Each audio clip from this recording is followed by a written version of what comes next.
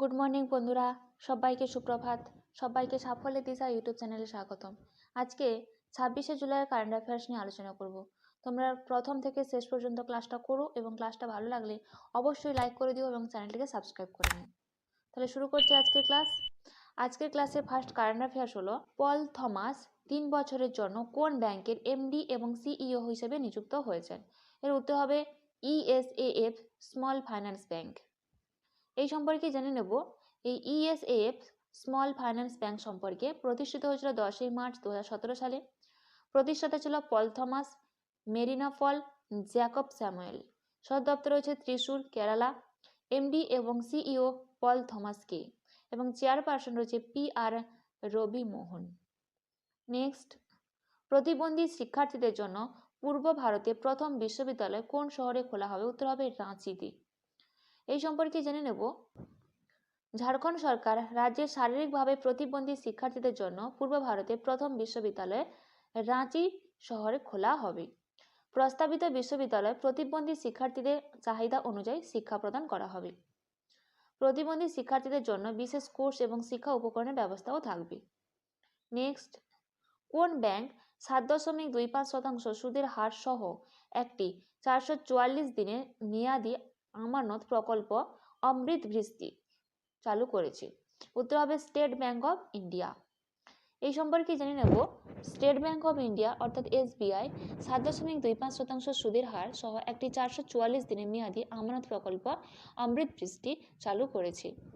এই স্কিমটি গ্রাহস্থ এবং অনাবাসী ভারতীয় গ্রাহকদের জন্য উপলব্ধ এবং এটি 15 জুলাই 2024 থেকে কার্যকর হবে। ভারতের বৃহত্তম ব্যাংক এই স্কিমে প্রবীণ নাগরিকদের জন্য অতিরিক্ত 0.50% অফার করবে। নেক্সট, এশিয়ার প্রথম স্বাস্থ্য গবেষণা সংক্রান্ত প্রি ক্লিনিক্যাল নেটওয়ার্ক ফ্যাসিলিটি কোথায় উদ্বোধন করা হয়? উত্তর হবে ফরিদাবাদে। এই সম্পর্কে জেনে নেব। বিজ্ঞান ও প্রযুক্তি প্রতিমন্ত্রী ডক্টর জিতেন্দ্র সিং ফরিদাবাদে ট্রান্সলেশনে হেলথ সায়েন্স অ্যান্ড টেকনোলজি ইনস্টিটিউটে এশিয়ার প্রথম স্বাস্থ্য গবেষণা সম্পর্কিত প্রি ক্লিনিক্যাল নেটওয়ার্ক সুবিধা উদ্বোধন করেন।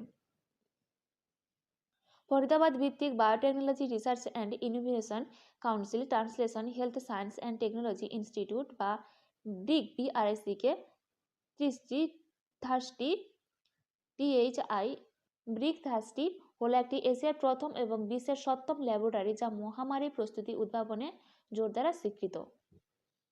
নেক্সট, কোন রাজ্য সরকার ছেলেদের জন্য লাডলা ভাই যোজনা ঘোষণা করেছেন? উত্তর হবে মহারাষ্ট্র। এই সম্পর্কে জেনে নেব। লাডলা ভাই যোজনা মহারাষ্ট্রের যুবকদের জন্য যারা 12 পাস করেছে তারা 6,000 টাকা পাবে প্রতি মাসে। ডিপ্লোমাধারী শিক্ষার্থীরা প্রতি মাসে 24,000 টাকা করে পাবে, আর যারা স্নাতক হয়েছে তারা প্রতি মাসে 10,000 টাকা করে পাবে। এছাড়াও যুবকদের আরেকটি ফ্যাক্টরিতে 1 বছরের শিক্ষানবিশ হওয়ার সুযোগ দেওয়া হবে মূল্যবান কাজের অভিজ্ঞতা অর্জন, যা তাদের সেই অভিজ্ঞতার ভিত্তিতে চাকুরি সুরক্ষিত করতে সহায়তা করবে। এর কিছুদিন আগে মাঝি লাটকি বোন যোজনা মুখ্যমন্ত্রী মাঝি লাটকি বোন যোজনার অধীনে 21 থেকে 60 বছর বয়সী যোগ্য মহিলারা 1500 টাকা করে মাসিক ভাতা পাবেন।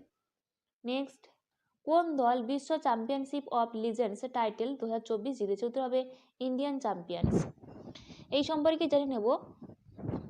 2024 সালে বিশ্ব চ্যাম্পিয়নশিপে ফাইনালে ভারতের চ্যাম্পিয়নরা এজবাস্টন স্টেডিয়ামে 5 উইকেটে পাকিস্তান চ্যাম্পিয়নদের পরাজিত করে বিজয়ী হয়েছে। নেক্সট, ভারতীয় পুরুষ ক্রিকেট দলের নতুন প্রধান কোচ হিসেবে কাকে নিযুক্ত করা হয়েছে? উত্তর হবে গৌতম গম্ভীরকে। এই সম্পর্কে জেনে নেব। প্রাক্তন ভারতীয় ওপেনার গৌতম গম্ভীরকে ভারতীয় পুরুষ ক্রিকেট দলের নতুন প্রধান কোচ হিসেবে নিয়োগ করা হয়েছে। এর আগে ভারতীয় দলের কোচ হিসেবে কিংবদন্তি ক্রিকেটার ছিলেন রাহুল দ্রাবিড়। গৌতম গম্ভীরকে BCCI 3 বছরের জন্য নিয়োগ করেছে। নেক্সট, রাশিয়ার সেন্ট পিটার্সবার্গে অনুষ্ঠিত আন্তর্জাতিক বালি ভাস্কর্য চ্যাম্পিয়নশিপে স্বর্ণপদক সহ গোল্ডেন স্যান্ড মাস্টার অ্যাওয়ার্ড কে জিতেছেন? উত্তর হবে সুদর্শন পট্টনায়ক। এই সম্পর্কে জেনে নেব।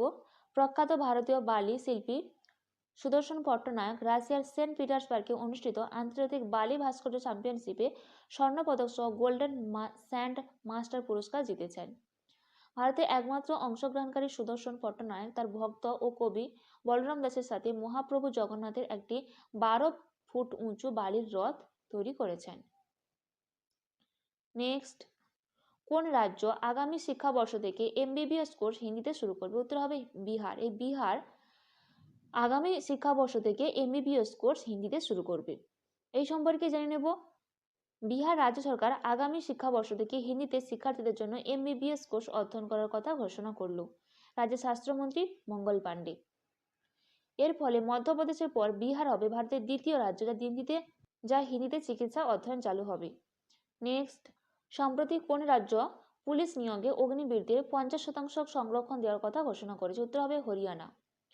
এই সম্পর্কে জেনে নেব।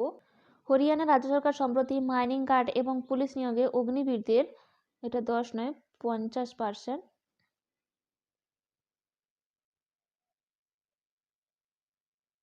50% সংরক্ষণ দেওয়ার কথা ঘোষণা করেছে।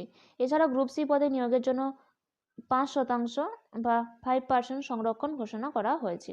এছাড়া প্রার্থীদের বয়সে ঊর্ধ্বসীমা শিথিল করার কথাও ঘোষণা করা হয়েছে। এই ছিল আজকের দিনে গুরুত্বপূর্ণ কারেন্ট অ্যাফেয়ার্স।